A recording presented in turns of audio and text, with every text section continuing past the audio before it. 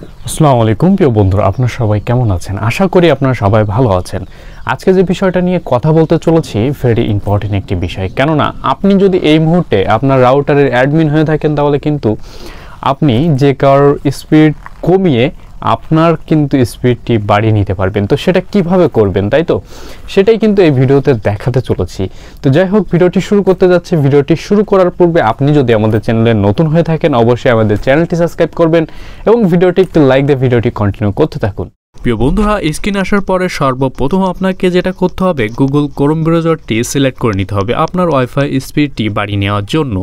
তো যাই হোক, আমি গুগল ক্রোম ব্রাউজারটি সিলেক্ট করে নিচ্ছি। ঠিক আছে, আমি সিলেক্ট করে নিচ্ছি, আপনারাও সিলেক্ট করে নেবেন। তো এরপরে যেটা কাজ আছে, আপনার যে রাউটারের ল্যান আইপিটি আছে এই ল্যান আইপিটি এখানে আপনাকে লিখে দিতে হবে।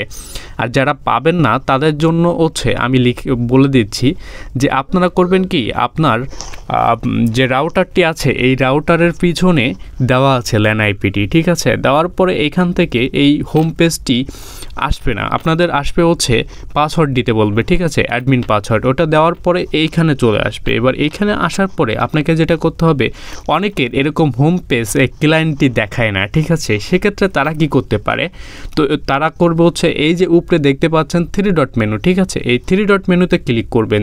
তারা করার পরে এই নিচে দেখতে পাচ্ছেন যে ডেস্কটপ সাইট। ঠিক আছে, এই ডেস্কটপ সাইটটি কিন্তু আপনাকে করে নিতে হবে। ক্লিক করার পর এরকম চলে আসবে, একটু লোড নিবে, নেওয়ার পরে দেখবেন এইখানে এরকম চলে আসবে। এবার আসার পরে এটা জুম করে আমি আপনাদেরকে একটু দেখাই।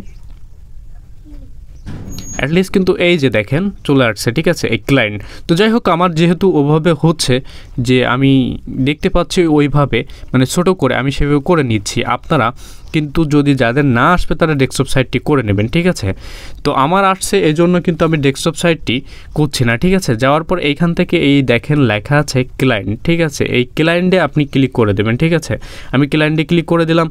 দেওয়ার পরে এইখান থেকে যে এই যে স্পিড লিমিট বলে একটা অপশন আছে, দেখতে পেয়েছেন?